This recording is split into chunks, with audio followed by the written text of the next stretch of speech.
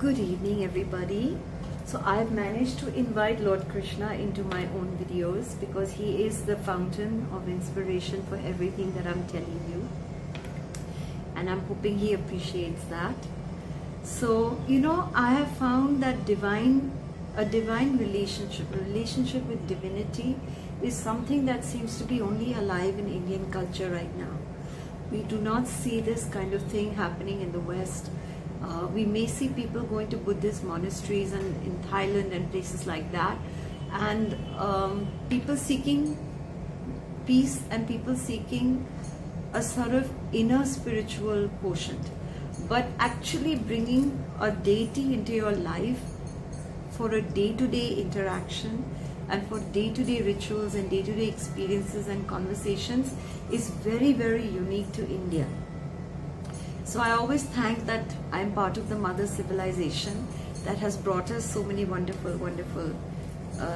abilities. And one is the ability to just simply believe, to be optimistic, positive, and to believe. So now behind me you see the baby Krishna.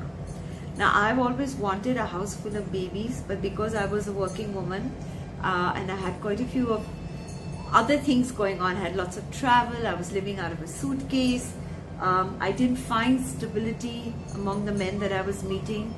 So this business of being around babies is always wishful thinking.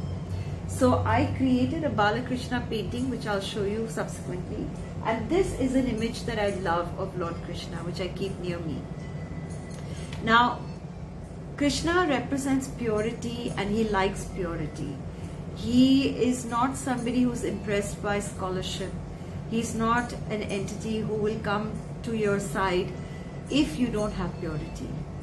So if you're political, if you're constantly turning things around and flipping things and manipulating minds, beware, because that may not be the frequency at which Lord Krishna will come into your life.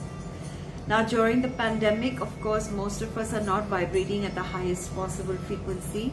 So I urge you to revisit Krishna stories. You'll find lots and lots of little excerpts of programs on Lord Shri Krishna where he is giving you beautiful words of wisdom.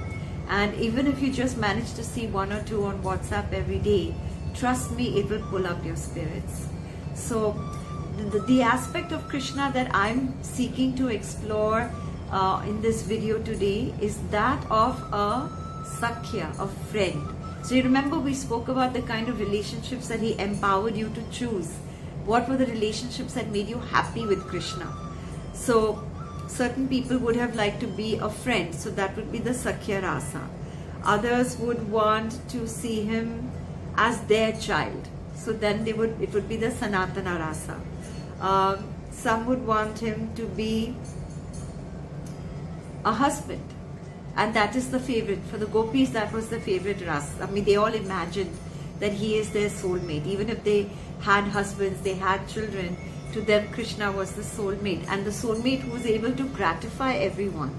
Because during the Ras Leela, don't forget that he was one man who could multiply himself and be around for each and every gopi who loved him. And if you go to the ISKCON center and you put this question to the Pandits there, that Krishna was supposedly sacred, he was Bhagavat, he had all the 6 sacred qualities of divinity, then what was he doing with 1,000 wives and so many gopis?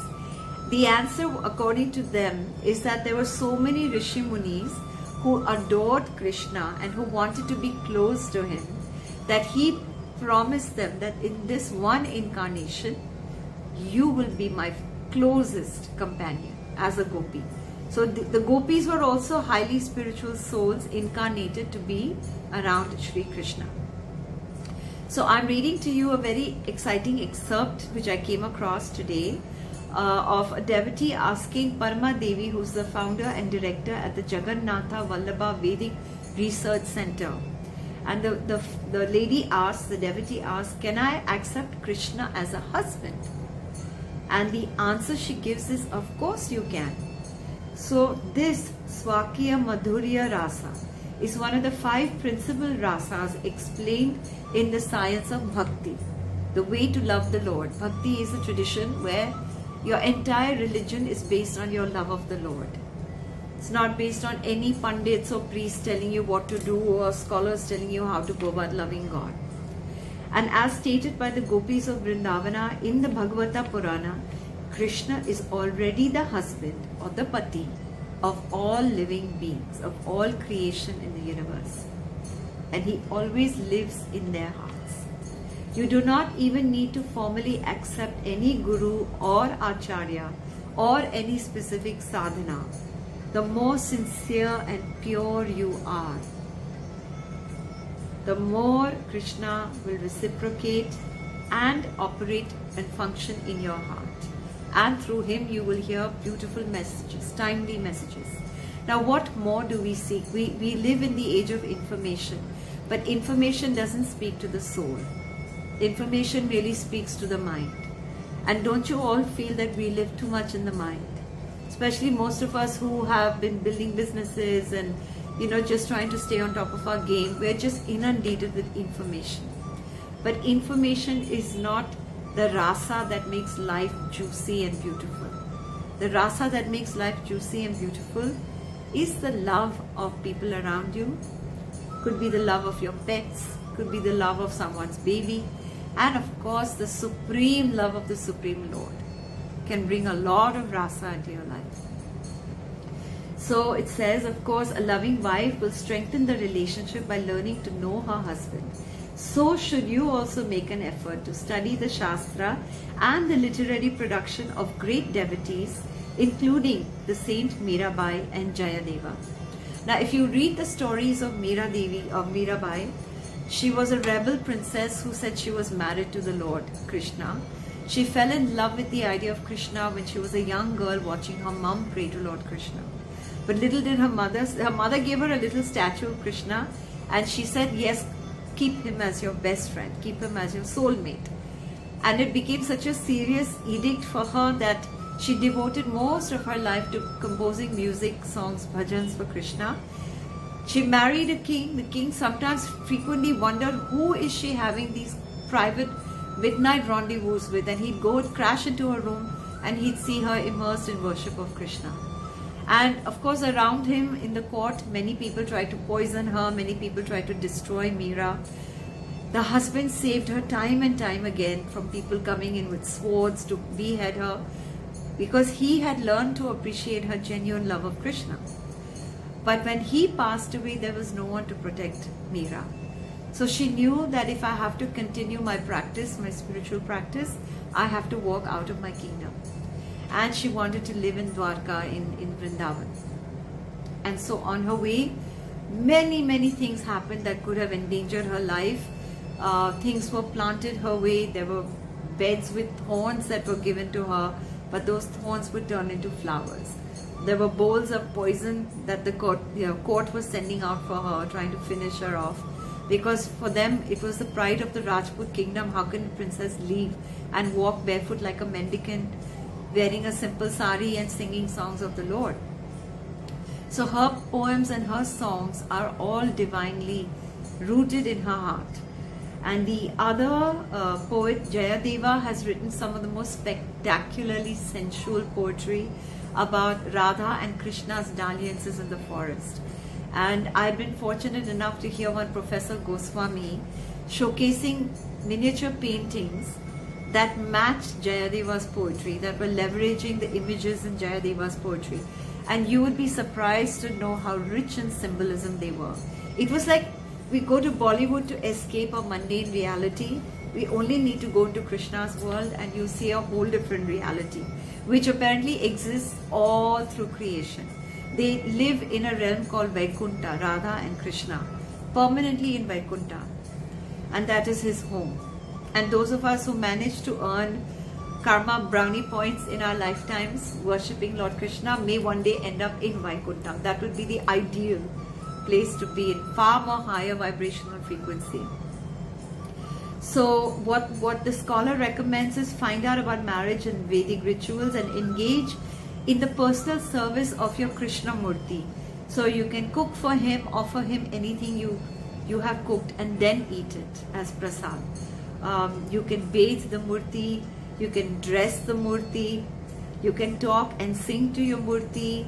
You can keep him next to your bed and wake up first thing in the morning and sing to him and focus your attention seriously on Krishna.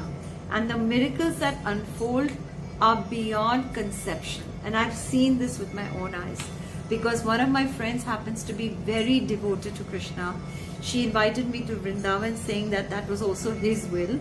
I stayed in her house. This was exactly how she was practicing devotion.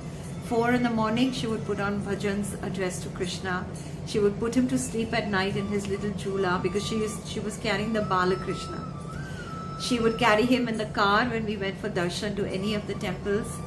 And at one point, her driver told me the story that she was trying to go to Govardhan for one particularly sacred Krishna time. I think the month of Sawan, around some sacred time of Krishna Janmashtami. She wanted to meditate overnight under the Govardhan mountain. And the car was showing zero fuel, zero petrol. But there was just so much fullness in her heart that the driver said I was able to drive all the way to Govardhan with no problems. She was in a trance for 3 days. I could not bring her back. Then on the 4th day, she came out of her trance and I was able to bring her back. Again, without refueling the car. So there are many, many miracles. I see her breaking into a trance in Vrindavan, like we'd walk into the Anukut temple. She'd just start singing bhajans with her eyes half shut and start dancing. And the priests and the pandits there took it as very normal. And in fact, we had a very funny moment. As we know, pandits and mediators are all in this also because they make a living out of temples, right? So the first temple where we went, she was making an offering. We were both making an offering of some money. And the pandit said, you have to put a minimum of 3,000 rupees on the hundi. And she said, but Krishna himself is telling me, no, do not put more than 1,300 rupees. And it was so momentous because he knew that she was speaking the truth. And imagine to witness that kind of a bond with Sri Krishna was such a total blessing for me also, to believe that you can have that bond where you can hear him speaking to you all the time. So I'm not quite as evolved. I hope to get there. But I also hope at the same time that these videos and these messages are assuring you that no matter how grave the pandemic has been, that the world of Krishna is just under your skin. And all you have to do is pray to him in the morning, pray to him at night. You can pick up a japmala and do the Hare Krishna, Krishna Krishna, Hare Hare. There are n number of mantras on YouTube. You can tune into that and chant for a bit every day. And invite Krishna to make your world more colorful, more blessed, more beautiful, more abundant. Trust me, you tune into the Krishna vibe and the Krishna vibe will embrace you. Just like you see the Nidhivan trees in Vrindavan embracing each other. And rumor has it they become the gopis at night. Each gopi intertwined with her lord. Isn't that a beautiful idea? So when you go to Nidhivan, the trees are actually lifeless. If you cut into the tree, there is no water going up from the roots because the roots have died a long time ago.